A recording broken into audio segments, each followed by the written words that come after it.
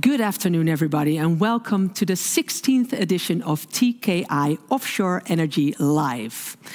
Is our energy supply secure? Well, today we'll discuss fending off cyber attacks and bouncing back from them in case our offshore wind farms are the victim of an attack.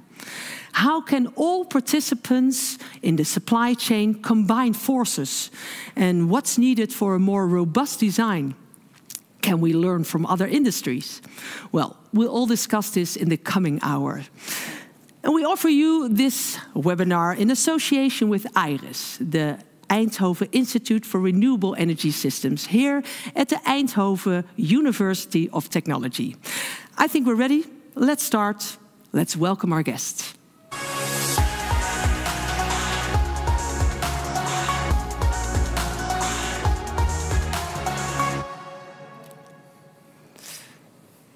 So welcome everybody. Our broadcast comes live from the IRIS building and we have a live audience today. We're very happy that you're here. Welcome everybody.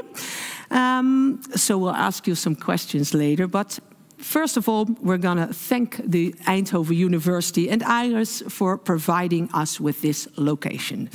And for those of you that are watching our webinar online, you can ask questions via the chat or via the comments under the LinkedIn stream. Please do so, because we're happy to answer all your questions. And Arjan, you will keep an eye on them for today. Yeah. So let me introduce our guest today. Let's start with you, Harold Weffers. You are program manager here at Eindhoven University, leading a program that studies solutions for cybersecurity for connected systems. Did I say that right? Yes. So welcome to you. We're very happy that you are here today. Let's give him an applause. Yes. Welcome, Harold. And then I move to Gennady Kreukniet. You are OT security consultant at DNV Cyber. Is that right? Yeah, that's correct. Welcome to you too. Give it an applause. And our lady at the table here, Shari Finner, program manager cybersecurity at TNO. Welcome to you as well. Thank you. Yes, and ladies and gentlemen, we have a new face at our table on behalf of TKI Offshore Energy. Welcome, Arjan Hofman. Welcome. Thank you very much. Of course, normally you're behind the scenes, but now I think the lure of the camera couldn't be resisted anymore. Is that true? I think there's some truth in that, yes. Normally I work behind the scenes and responsible for the communications at TKI Offshore Energy, but also responsible for the program of digitization, which contains, of course, digital resilience. Oh, well, thank you. Great having you here today. Thank you. Welcome. And, well, did we give him an applause? Applause for Arjan, of course. And before we dive in to the subject, let me ask the audience a question, because raise your hand if you think yes. Who thinks our offshore wind farms are thoroughly protected against cyber attacks? So raise your hand if you answer yes. Who thinks that? No hands at all. So raise your hand if it's no, the answer. Okay. So Arjan, what do you make of these answers? That's a clear statement, I think. Yeah, we have something to discuss here at the table and I think so. Is it surprising this that no one? No. Okay, so let's start. We'll get back to this subject, of course, after we discuss the news items that caught our guests' attention. News items. Harold, can you start? What caught your attention in the news? Well, there was recently the news that the new NIS2 norm kind of, let's say, causes Dutch industry already to have, let's say, less economic growth. Mm-hmm. And that's just the NIS2 norm. So with the upcoming legislation and regulations, it's only going to get, well, let's say, worse. So I'm kind of curious what impact that will have on industries and on, let's say, their preparation for these new developments. So, and this, for me, I looked it up. So, Network and Information Security 2. Yes. Yes, okay. So, we're curious about that. So, if you look typically at some legislation regulations in this context, the NIS2 is in particular related to supply chain security, and also the responsibility of a producer towards, let's say, its customers. Okay. And that has new rule, or there is a new law, and it has new, let's say, premises, where in the past, typically the customer was the victim in terms of everything cybersecurity. Nowadays, the producer becomes the responsible one. So that has a major shift in terms of liability and also most likely later on responsibility towards the people that buy your products. Okay, so that's an interesting shift, I think. Yeah. Can I ask, how is it compared to other countries, the preparation of these companies? Is it better in other countries in the EU, for instance? I am not an expert in this field, but as far as I know, we may not be lagging behind most, but as far as I know, we're not ahead of the rest. Okay. A small to add on to it, this week the consultation period for the updated law was published. In that update during that consultation period, there's not that much detail and information actually provided on what asset owners and operators really need to do. There's something about instant response, something about who do you need to report to, and what are the fines if you don't have cybersecurity implemented. But looking at other countries, for example, in Germany, you see a very thorough list of requirements that the authorities ask asset owners and operators on what to implement. And in the Netherlands, there's different route taken on how to communicate and what to ask from asset owners and operators. Okay. And other, is it, can you say better in Germany, or it's an other route, you say?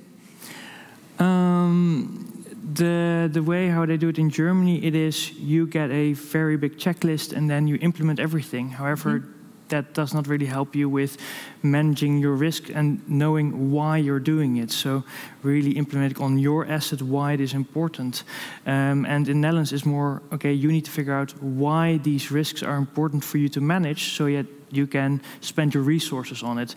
So it's a different way of approaching cybersecurity. Or ownership in the accountability really lies with asset owner and asset operators to know what they're dealing with, because they are the risk owner. If something goes wrong, they are the ones that can't deliver their critical infrastructure to the customers, to the consumers. Yeah. Thanks for that. You also had a news item. We have 3 news items I think we're going to discuss. Could you elaborate on your news item? Yes, so the European Agency for Cybersecurity, ENISA, published an article on what are the highest ranking cybersecurity threats in 2030. More discussing about what are the kind of vulnerabilities, and that is skill shortage, but also unpatched systems, and the threats, geopolitical threats that are there. Why is it important?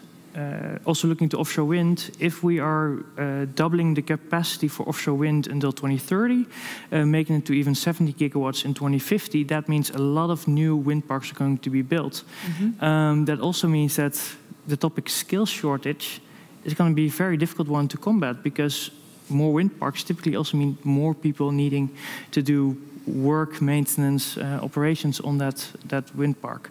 As well as with asset management or unpatched systems, more wind parks mean there's just a lot more work to do and to maintain all those systems. So looking in the long term, really on what do we need to work with is, I think, that skill shortage and asset management are a very main topics to take care of. Okay, I see you nodding, Shari. Yes. Is it worrying, these things? I think it's worrying that if you take both news items together, what Harold mentioned is that the Dutch companies don't get like easy checklists on how to start, and the threats are increasing and the shortage of people is increasing. So I think we need to enable Dutch companies to take the first steps. We need to kind of bring them together. We need to bring the IT, cybersecurity, and the energy sector together so they can familiarize themselves with each other to mitigate these things. So there's a lot of recognition in what has been said before, yeah. And a lot of work to do, I think, still. Yeah. Arjen, you also had some news that caught your eye. Well, I've even taken the liberty of combining two news items. As my first time here, I think I'd just take the opportunity. It's Clingendael's annual report on the foreign affairs state, the foreign affairs barometer, which states that the public sees our vulnerability and that the chances of happening cyber attack happening to our energy structure is significant. It's seen as one of the major threats to our community.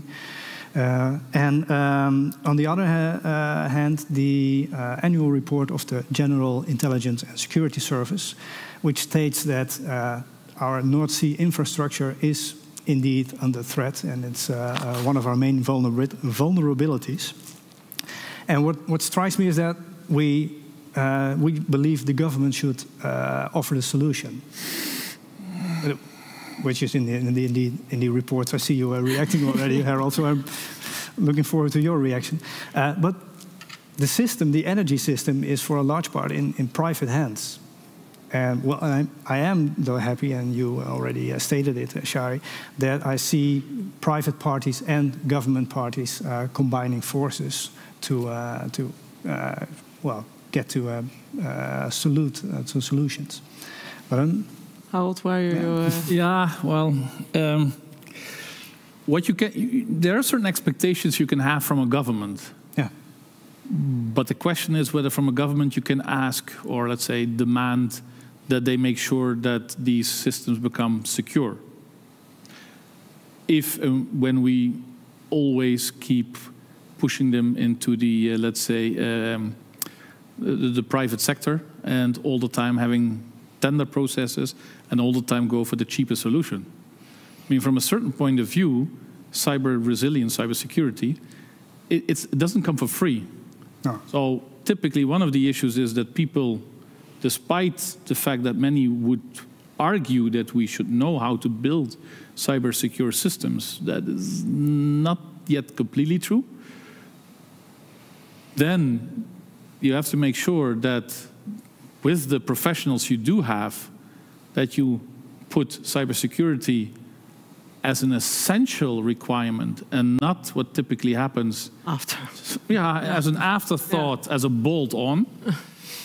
And then you have to keep in mind that if you talk about wind parks or other kind of big infrastructure, it's typically a, let's say, a collaboration, or at least it's a combination of many parties, private, government, RTO type of organizations, maybe PPS, public-private partnerships. They do not automagically, I would like to say, deliver a kind of cyber secure system. You have to make sure that that happens. And of course, I think it would be safe to say that you can expect from a government a role as a director or to take charge of it. But it also means that as a society, we have to be willing to, let's say, pay for it, and also make sure that there's a role for the government also, to make sure that we as the public understand that our security comes at a price. Yeah, but it's not only government. I mean, all the companies that typically deliver products, and whether it's in the consumer electronics or in the professional sphere, all of these companies have a responsibility to make sure that we as the general public understand what the cybersecurity of their products and services is. I think we'll talk about this a little later also still. Very well. And there was one question about the German approach by Dan. I think, is the German approach not a bit inflexible? Indeed, it is. Yes, and that is what you get when it's more a checklist approach, where it becomes compliance-based instead of risk-based. You will just implement all the requirements that are stated and then think, okay, I'm ready, I don't have to do anything anymore. Yeah, so and that's just with cybersecurity not the case. It's also a changing world.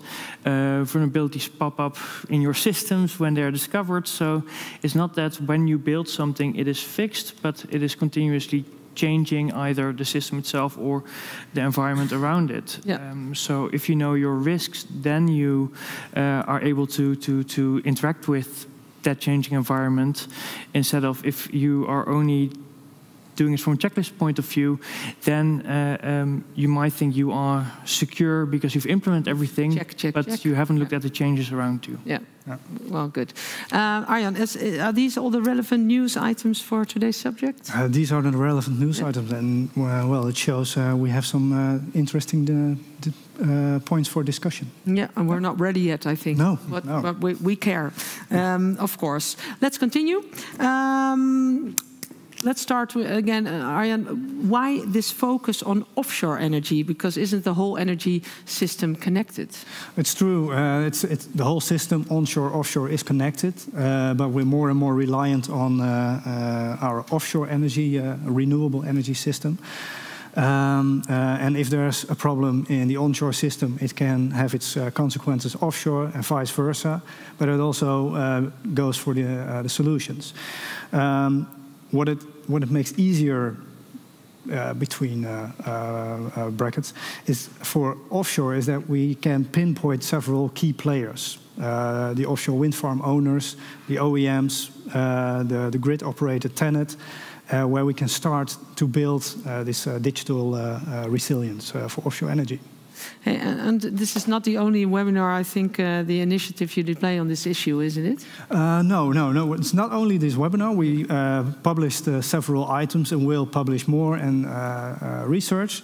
And we're in the middle of starting a center of excellence named FLEX, where we work together with science, the General Intelligence and Security Service, the Ministry of Economic Affairs, and TNO, to start building up knowledge and stimulate innovations to build a more resilient offshore energy system. And I hear you talking about resilience, both of you, I think. Why is that term used instead of cybersecurity? Well, sort of potato to potato, but not entirely.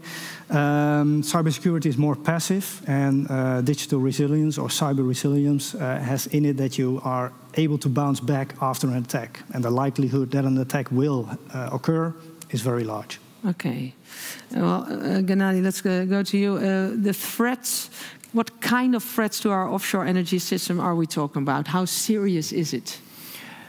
Well, since the last 2 years, since the Russian invasion in the Ukraine, there has been a heightened number of attacks on offshore wind assets, or mostly renewable assets, or actually all energy assets on the North Sea. That is with a plan to compromise the European energy system. These were not sophisticated attacks. These were scanning and just knocking on every door to see whether they can come in. How can we? Yeah, indeed. So that was happening 2 years ago, and that was really a wake-up call, together with the NIS directive from the EU, to kind of think, okay, we should really invest in our cybersecurity because the threats are there. Luckily, we haven't seen many successful attacks or no successful attacks on the North Sea energy systems. But we do see that, for example, in the Ukraine, where there have been multiple attacks on their energy systems, shutting down complete grids. Yeah. What is the chance that your company will be attacked by cyber criminals? They will try. They will try. The question is, what do you mean by get attacked? There will be some tries. The question is how far they get and how advanced their attack is. If you have state actors, they will get into your network. If you have what we call script kiddies, they might only go like one layer further and then be held up because they haven't thought about their attack yet. So, but you will get attacked anyway. So I would say the chance is 100%. But so we always say assume breach. Cybersecurity is not anymore that you build a wall or like a and then you say, oh, my wall is big enough so nobody gets in. You need to take into account how you need to react when somebody is in your system already and how to mitigate that. That's And is there, of course, I think the older wind farms and the newer wind farms? Is there a big difference in how protected you are? there's a big difference between old wind farms and new wind farms. Especially the ones that are 15 years ago were being built, there was less recognition of cybersecurity requirements. It was mostly on automation. Does it work? Can we produce power? However, there was much less on can we provide power securely.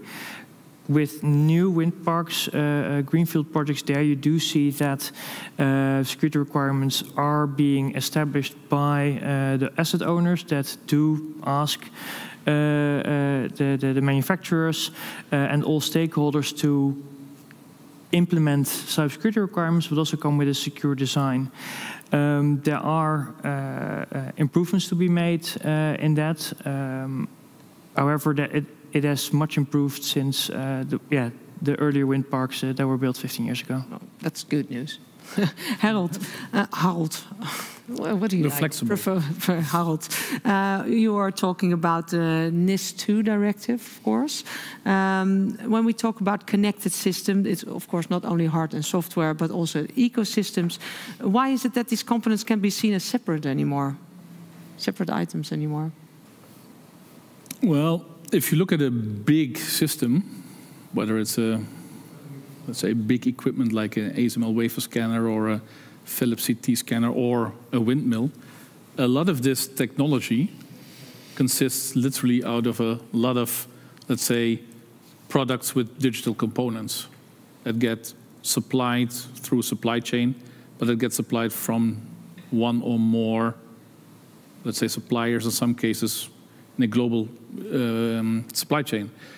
The key element in many cases is that over time, digitalization has become, let's say, fashionable. So everybody has been making their products more and more with digital components and digital technology and more sophisticated with more functionality, et cetera, et cetera. And some companies, they eventually integrate more and more of these highly, well, I don't want to say necessarily complex, but highly digital products that each of them themselves is actually, you could say, having a higher risk of being susceptible for cyber attacks. Mm-hmm. And until recently, that was considered to be, let's say, the way to go, because it was, well, I don't want to say necessarily cheap, but we put global value, supply chains, and we wanted to have, let's say, not necessarily something like strategic autonomy. We wanted to just get these components that we didn't want to make ourselves from people that were happy to deliver them to us. Nowadays, with also all kinds of new requirements coming from either legislation, regulations, or simply governments that say, well, we want higher level of, let's say, cyber resilience or cyber security. Now you get the interesting issue. Do we want to depend on company XYZ from country XYZ? X, A, B, Z. Not always to mention China. I was thinking that. I didn't say it. Everybody was. So that basically means that in many cases we have to reconsider our supply chain, but it also means that we have to, in many cases, reconsider how do we actually design and develop our systems. Yeah. And where do you want to have a kind of, let's say, strategic autonomy? And where do you, well, let's say, can you suffer, let's say, suppliers to also deliver parts that are maybe with a higher risk, slightly higher risk? There are two parts of that story. One is the risk you would have immediately, that is dealing with remote access to your systems. Do you trust that from these providers coming from countries that we don't like? Or is it the other part where it is, can these suppliers provide the equipment in 10 years if you have to replace it? Or 5 years or 15 years? And that makes it very difficult. If you build an offshore wind park, you do that for 25 years and hope to extend lifetime at a later stage. But that's what you have to think. Those are the timelines you have to think about, rather than a mobile phone that you have for 3-4 years. Yeah, a replacement there is much simpler than a replacement on an offshore wind park. Talking about suppliers now, but can you point out what is the biggest threat to IT and OT systems? Talking about cybersecurity. There are kind of two different types of threats. So in what you see in the IT environment, there would be a lot of, there's, for example, a lot of email traffic, you get a lot of phishing, and attackers try to get in, the threats try to get in. However, with an OT environment, you don't have your email access, hopefully, with a secure design.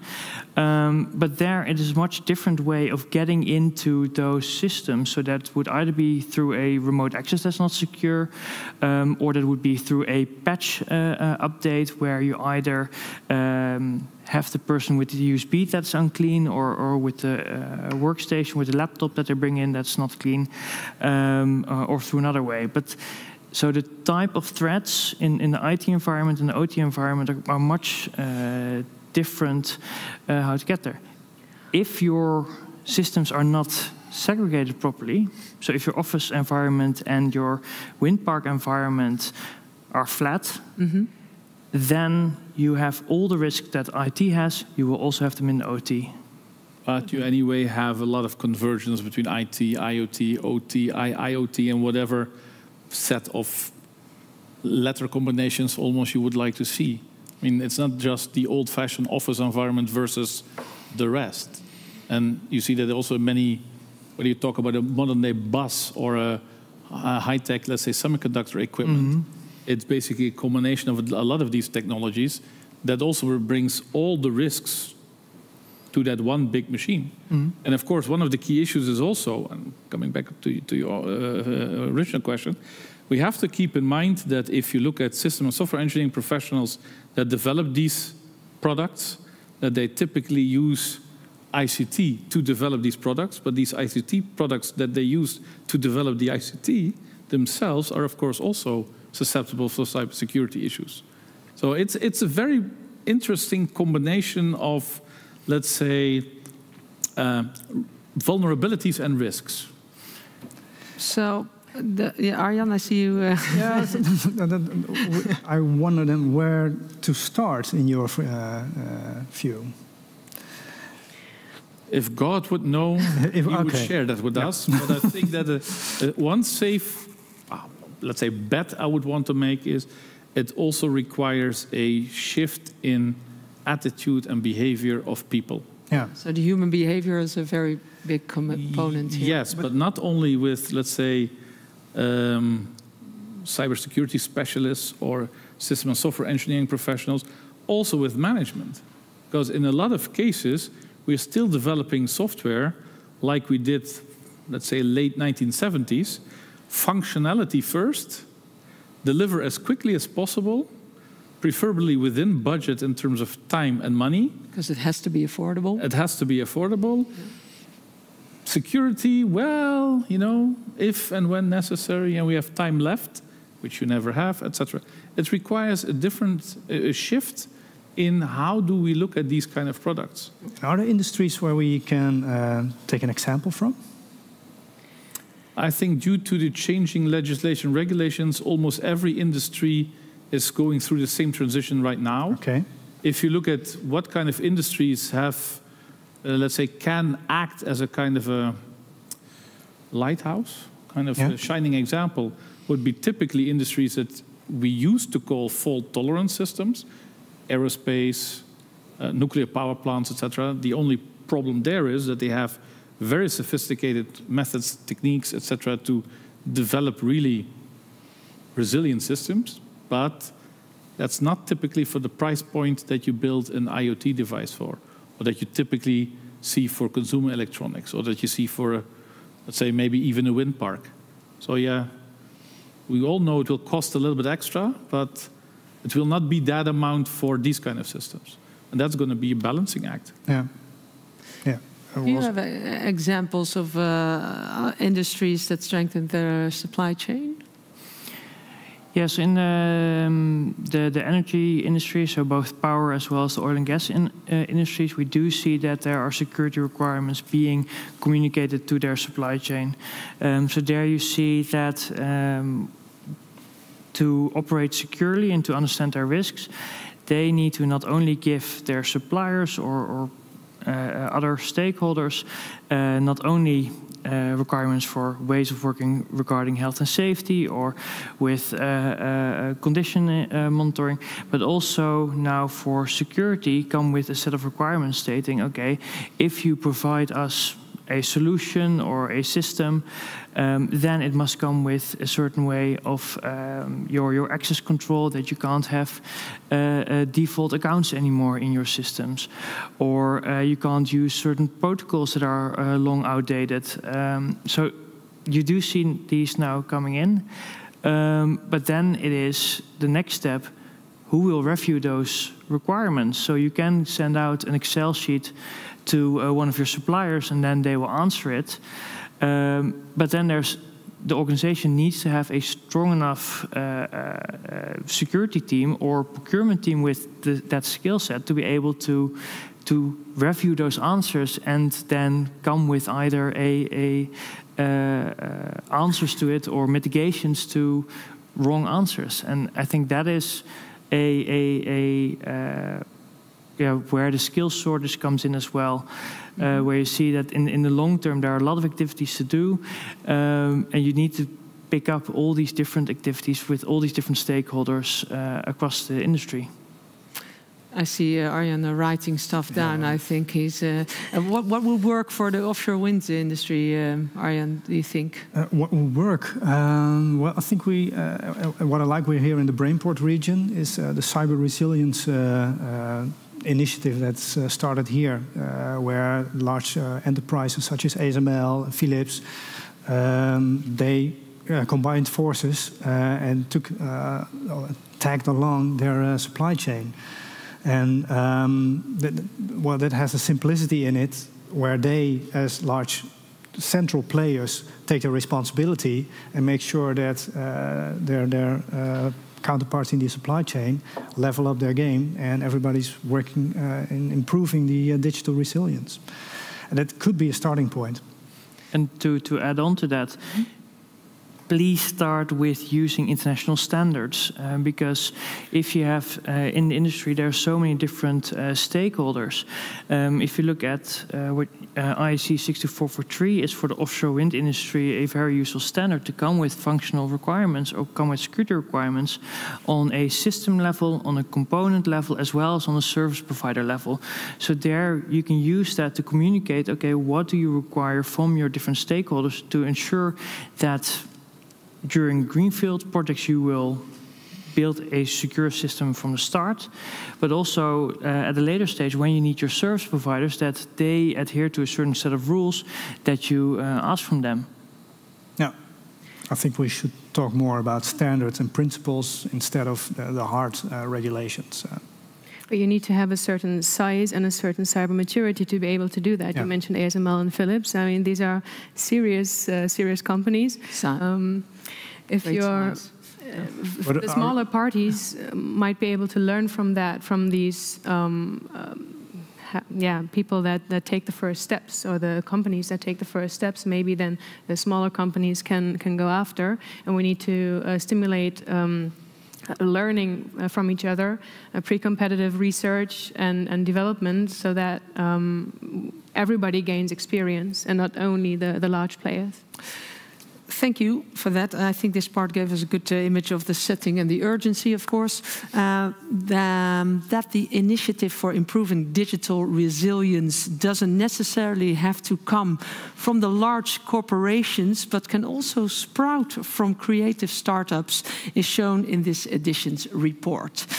Stefan Rutte and Bas van Vliet, founders of the Lobster Robotics, take us on the journey that went scanning the number of fish in wind farms to a NATO call on maritime infrastructure security. And let's take a look at that report right now. Met onze autonome robots wordt het veel makkelijker om regelmatig patrouilles uit te voeren en dus snel te zien of er gerommeld wordt op de zeebodem. We zijn als Lobster eigenlijk begonnen als een soort cool project naast de studie. We zagen dat de markt nog vrij beperkt is. Er zijn niet zoveel onderwaterrobots. En degenen die er zijn, die zijn heel duur. Dus daar wilden we verandering in brengen.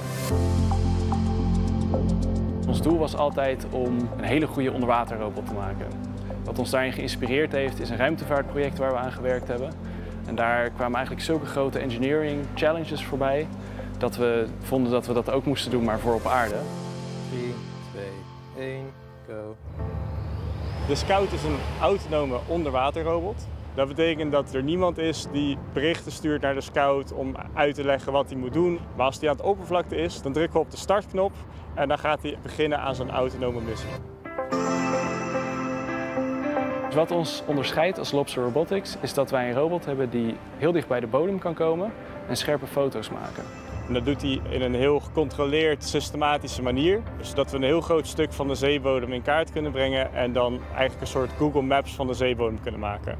Dus wat je krijgt is een kaart die zowel het overzicht biedt als het detail. Vorig jaar heeft de NAVO via hun nieuwe programma Diana een aantal challenges uitgeschreven en één daarvan was eigenlijk precies wat wij doen. We hebben ons daarop ingeschreven en we zijn uit 1300 start-ups geselecteerd om mee te doen aan hun programma. Oké Bas, ik ga de missie starten. De Lobster Scout kan bijdragen aan de cybersecurity van Nederlandse wateren en ook Europese wateren. Dus zeg beveiliging van kritische infrastructuur zoals kabels in windparken of pijpleidingen op zee, maar ook de toegang tot havens. Je ziet nu dat er eigenlijk alleen een inspectie wordt gedaan als er iets gesloopt wordt. Maar wat er ondertussen gebeurt, dat weten we eigenlijk niet. En de methoden om daarachter te komen zijn veel te duur op dit moment. De grote uitdaging van de industrie voor de komende jaren is het tekort aan mensen.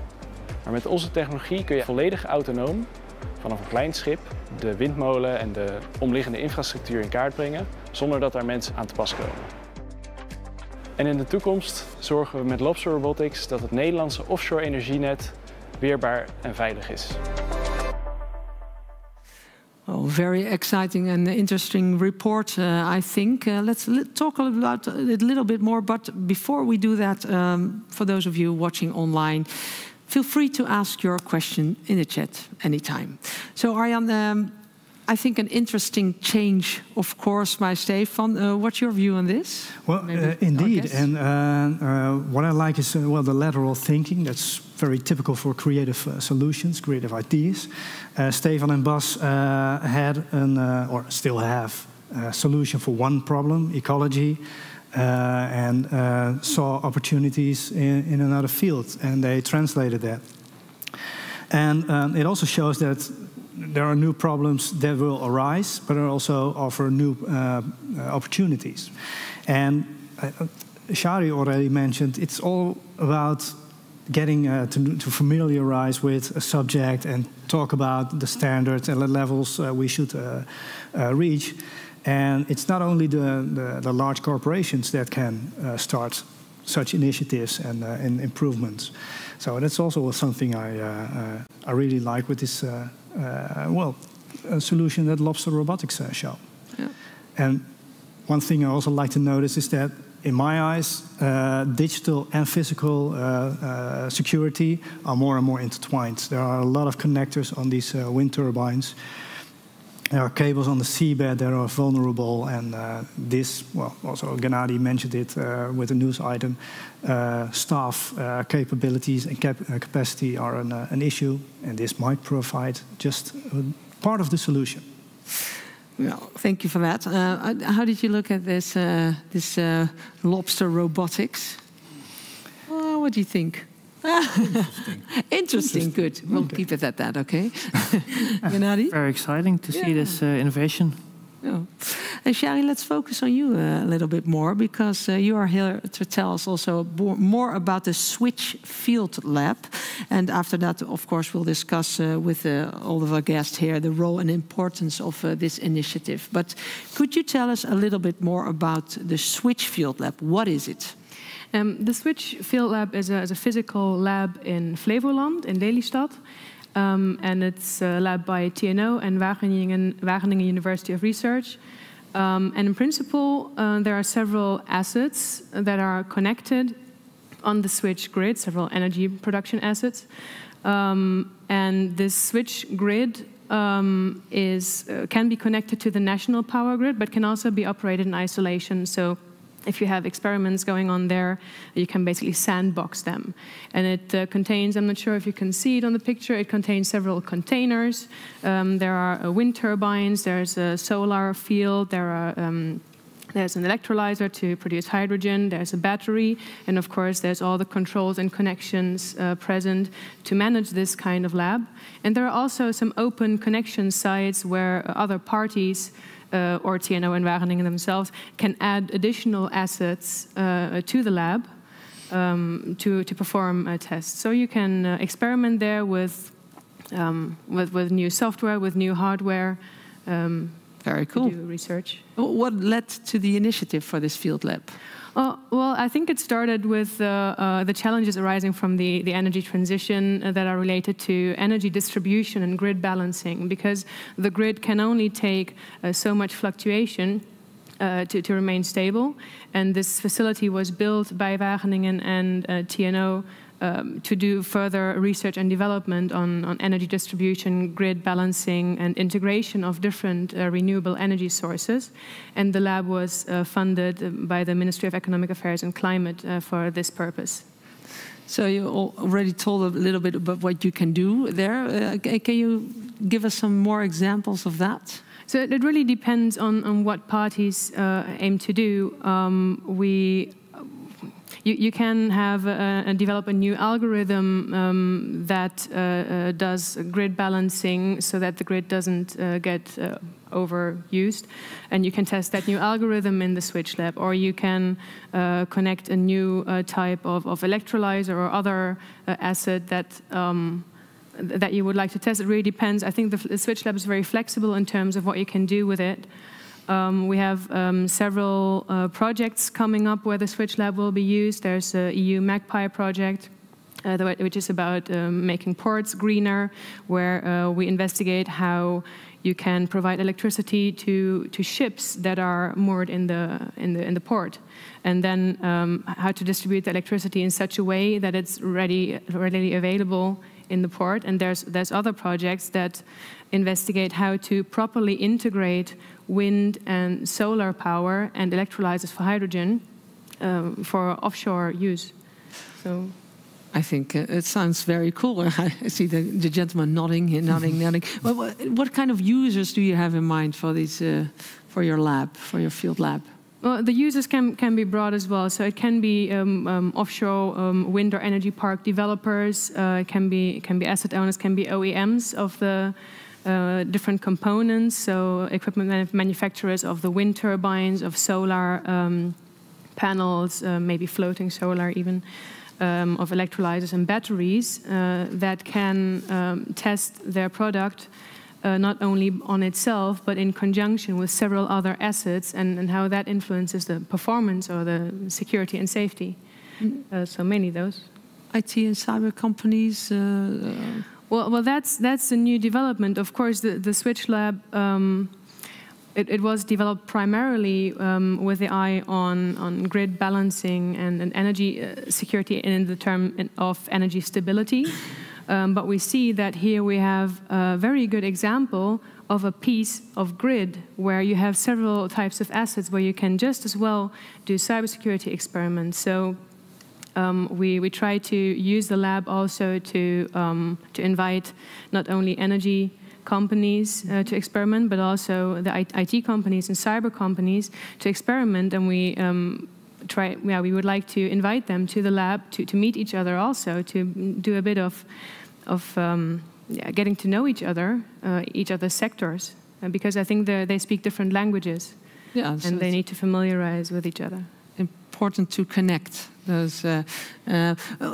Can you tell us why this field lab is so important? Well, in terms of cybersecurity, I would say this field lab is very important because typically companies don't know where to start when implementing cybersecurity, and we can help them gain experience. The Switch Lab facilitates experimentation, but there's one even more important point, and it's that companies in a competitive environment, they typically don't want to tell each other, oh, you know what, my asset is vulnerable. Have you heard already that we have this not okay? Like people, or not people, but companies in a competitive environment that fight on the tenders on the North Sea, they don't want to admit that anything might be wrong. And I think here, Wageningen and TNO and together with other partners can make a big difference, because we're not for profit, we're independent, and we say, okay, come to the lab and try, and we'll tell you what our experience is. And we don't have this in perfect order because we're all learning. And this is a position that commercial parties cannot take. Yeah. So I think in this way it will be very valuable. Very valuable. And probably vulnerable also. Freudian. No. So, speaking of the offshore wind industry, what could this field lab provide for improving cyber resilience in offshore wind? Well, I think it can provide this this meeting point and this open atmosphere and the possibility to experiment. Of course, it's a lab where pre-competitive research will be done. So whatever is found out in this lab needs to be brought further to higher technology readiness level by companies, which they then will hopefully apply in actual offshore wind farms and offshore energy farms.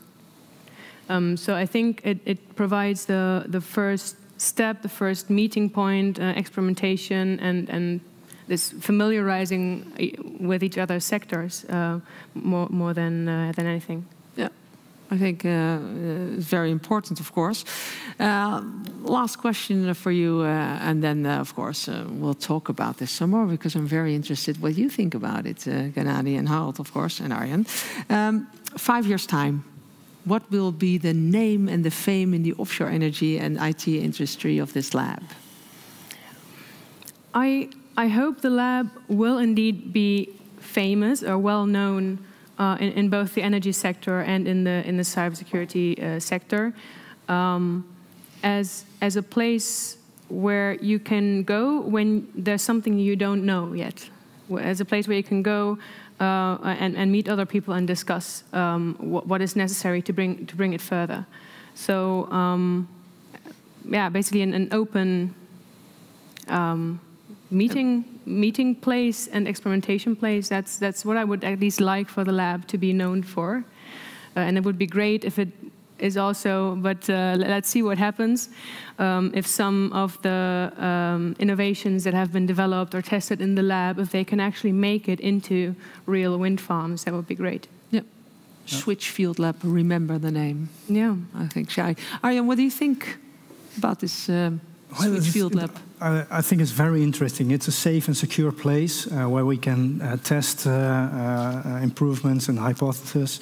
But one of the most important things is, and Shari already mentioned it, is that this is exemplary for answering the most pressing questions we have in the progress of offshore energy. It's the most pressing questions are between bodies of knowledge, between ecology and energy for robust biodiversity in the North Sea, between materials, economics, and energy for a circular economic system, but also between IT and the energy system for robust digital resilience. And bringing these together and working towards a collective language, it's really worth. Very important. Really with it. Yeah, very important. Shari, you have a question from Fred about Switch. Okay. How are OT and IT separated in the Switch Field Lab? Can you experiment with mixing public and private cloud setups for monitoring and steering the grid? Ooh, if I can try to answer these questions. If I don't answer it, send me an email and I'll forward the question to our experts that build the IT system in the Switch Lab. That's a promise, Fred. What I have understood for now is that the Switch Lab is operating in a TNO network, and we have several control layers. So we have something that's connected to the cloud, and we have the control layer that controls the PLCs and all the machines that are there. And there's an intermediate layer where all the optimization software is there. But I'm not the expert on the exact IT setup. So if this did not answer your question, I guess I will need to connect you to my colleagues. Okay, we'll send the answer later on to everybody who registered for this webinar. So. Thanks, Shari, for answering that question. Thanks for the question. It's a great question. Harold, What is the significance, very hard word, of such a field lab? Field labs, or living labs, or whatever term you want to use for it, are of course very important. There are also many of them actually in the Netherlands, not specifically on this topic, because we're also looking at Switch. But in principle, they're very important because even at universities where a lot of research or innovation is, let's say, performed or developed, I mean, we don't always have the full set of, let's say, systems, products available to do certain testing in a realistic situation. I mean, typically you see that a lot of people work with models or with scale models, digital models, but sometimes you really want to be able to go to a, let's say, a wind park and say, okay, I want to hack it now.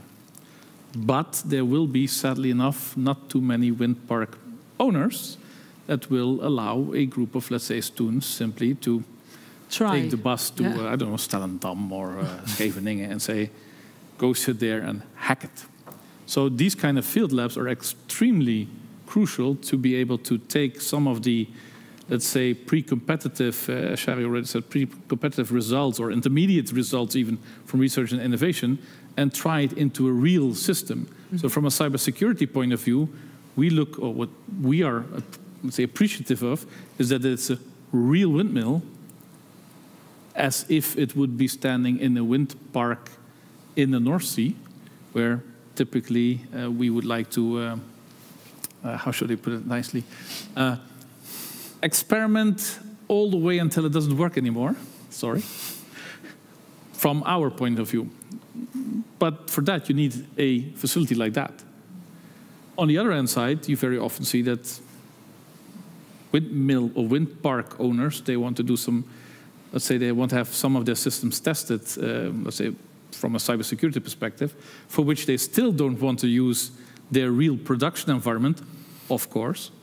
And then, of course, their ambitions in terms of these kind of field labs is slightly different but complementary to what you typically see from universities or organizations like TNO or, let's say, very innovative smaller companies. Mm-hmm. But you can't do without. So these kind of, let's say, facilities and capabilities are crucial if you want to be able to do, let's say, near-live testing. Yeah. Gennady, what's your view on this? Yeah, indeed, I follow that. Indeed, asset owners, you can't just do research on asset owners and tester. There are kind of three phases when you can test those systems. It would either be during the factory acceptance test, site acceptance test, and during operation. Pen testing does happen, but that happens in a very controlled way. It's not, you can't just ask a group of people, have fun and call me next week what you found. No, that really goes in a controlled way and explaining each step that you do and getting a green flag for each step that you do so that the asset owner knows, okay, this happens in a secure way and you don't break anything. So it's good that there is a field lab where on a system level, so not, for example, in our lab we do it at a component level, but now for research at a system level you can send a group of people or asset owners that want to test something and want to test a new design to test it out there. So that's really good to have that possibility there. I need to say here that also there are limits. We prefer you to not completely destroy our wind turbines. But let's see what's possible. So have you got some first experiences from this lab, bringing the industries together? We have started several projects in this lab, but not yet on cybersecurity. We're trying to set up a project where we can indeed bring a couple of people that are very enthusiastic about seeing how far they can get in the lab, and we're trying to set up such a project right now. But it's it will take some more time. But I think by next year we will hopefully be able to start a cyber project by end of this year or next year. So the industries, they don't speak, of course, regularly. How come that's not the case? Well, traditionally they have been very separated, right? So the IT industry, the financials, cloud services, all of this is very mature and is also very mature in cybersecurity. And until quite recently, all the operational technology like wind farms, but also bridges, traffic lights, all of this have been separated from IT environments, so there was no threat, no cyber threat to them. And now, because of digitalization, this operational environment becomes more digitalized, and people are in that environment are just not used to thinking in digital security terms because it was not necessary 10 or 20 years back. Are you more of a translator in this world? Do you feel like a translator, the IT and OT world? I do think people from an automation background and an IT background and a security background are completely different backgrounds, and trying to get them all together, also with extra ingredient called governance around it, that is a very difficult combination to find. And you do see that there are, but that is requested in this NIST directive, that within organizations they do bring them together to do make sure to secure your assets. Arjen, what's the most important thing we need to know? Because we're running out of time right now. Yeah, so, it also goes through my mind. What the most important thing we need to know. From these experts here. These experts here. Well, I think we're not ready yet. We need we need to do more about this. We haven't touched a lot of issues. Maybe we should go to some questions from the audience. Yes. I have a question of Rob. Is there any grip on the cybersecurity without looking abroad or own national borders? Is it a European issue when we look to our offshore wind turbine security? Well, I could start with an answer on that. It is indeed a European issue. Also from Flex, we were in connection with all the other countries around the North Sea. There's a similar initiative in the UK we have connections with.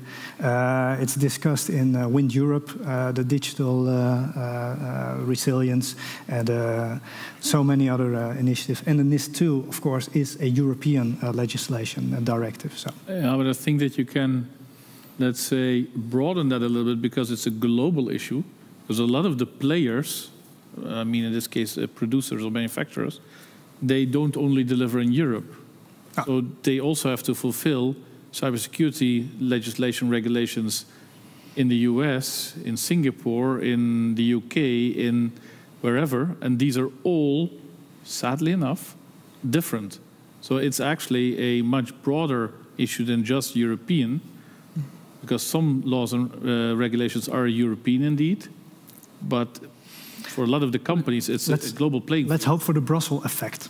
But if you look at the offshore wind industry from an impact perspective, if you compromise multiple wind parks in the North Sea, then that can cause grid instability for the European grid. So in that sense, what impact can it cause? Anything that happens on the North Sea that could have a European impact. I have one more question because we're really running out of time. Sabine asked a lot of questions. Very good. Thank you for that. Where do the attacks typically come from? What's the motive of the attacks? What happens when an attack is successful? Are the Dutch North Sea under threat of cyber attacks? Depends very much on who's attacking, as Gennady already said. I mean, as Charlie already said, you have, let's say, state actors who have a certain interest in, let's say, undermining the capabilities and the operations in the North Sea. You, of course, also have, let's say, simple cyber crooks that basically want to push ransomware and earn a few thousand euros of bitcoins. Yep. The MIVD said in their yearly report that Russian submarines have been found close to wind parks in the North Sea, to give an example. I think we need 1.5 hours next time when to you, because I need to wrap things up. I'm so sorry, but we'll do. Let's wrap things up.